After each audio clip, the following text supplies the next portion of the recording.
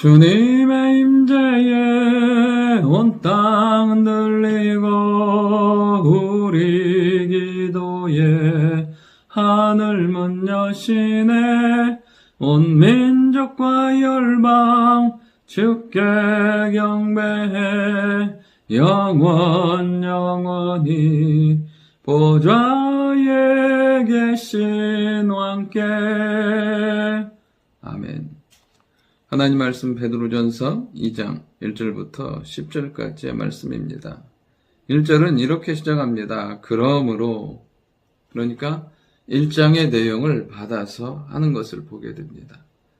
하나님의 은혜는, 그리고 하나님의 특별한 계획은 어느 한순간 갑자기 임하는 것이 아니라는 것입니다.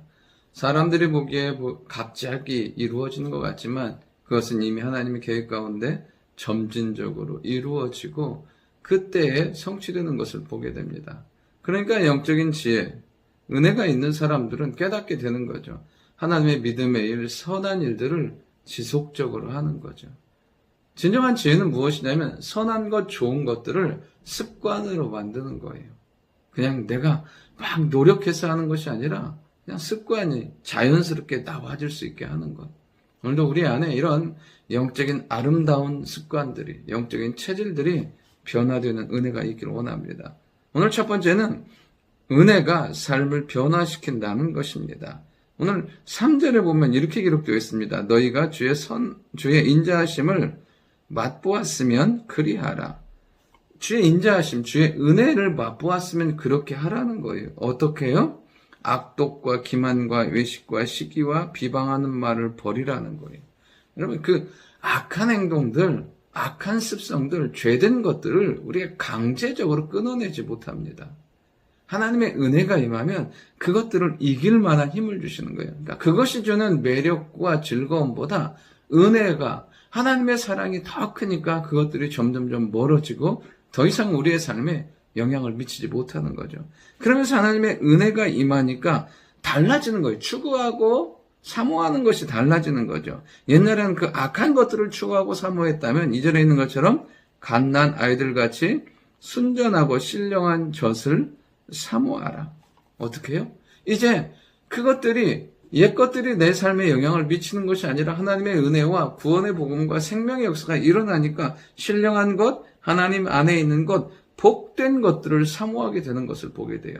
그러니까 그런 영적인 것들, 은혜 가운데, 믿음 가운데, 하나님의 사랑 가운데 있는 것들이 우리 가운데 채워지면 어떻게 되냐면 구원에 이르도록 자라게 하는 거예요. 성장하는 일들이 일어나는 거죠. 믿음 안에서.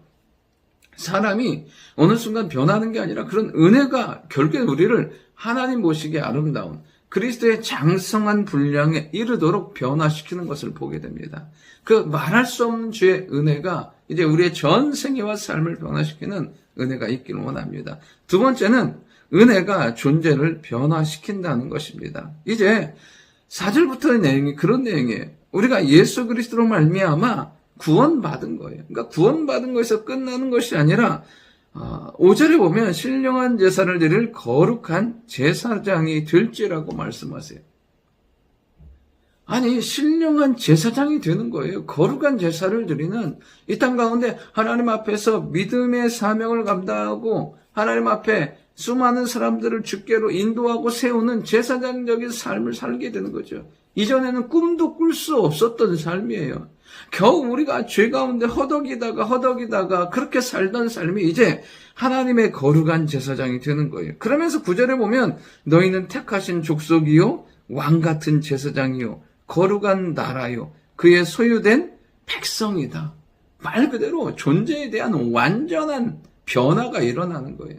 그러면 사람에게 있어서 가장 놀라운 변화는 언제냐면 존재에 대한 인식을 깨닫게 될 때예요. 내가 누구인지, 내가 하나님의 사람이고 내 삶에 하나님의 역사가 있는 것을 깨닫게 되는 순간, 여러분 그 존재가 바뀌고요. 존재에 대한 바른 인식이 있는 순간 세상을 향한, 문제를 향한, 마귀와 사단의 계기를 향한 놀라운 그 믿음의 확신이 생기고 이전과는 다른 능력과 힘으로 살아가게 되는 것을 보게 됩니다. 저는 오늘도 우리가 이런 복된 존재, 축복의 존재, 하나님의 성령의 역사가 일어나는 존재, 하나님의 택하신 존재임을 깨닫고 사는 은혜가 있기를 원합니다. 여러분, 그 존재가 모든 거예요. 여러분, 존재는 신분이고요. 존재는 특권이고 존재 자체가 능력인 거예요. 우리는 하나님의 거룩한 제사장, 택하신 백성, 왕 같은 제사장, 하나님의 능력의 사람인 줄 믿습니다. 그 사람으로 오늘도 어디를 가든지 믿음 안에서 당당하고 모든 삶 가운데 함께 하시는 하나님의 능력을 경험하는 축복의 하루가 될 수 있기를 원합니다. 세 번째는 은혜가 사명을 변화시킨다는 것입니다.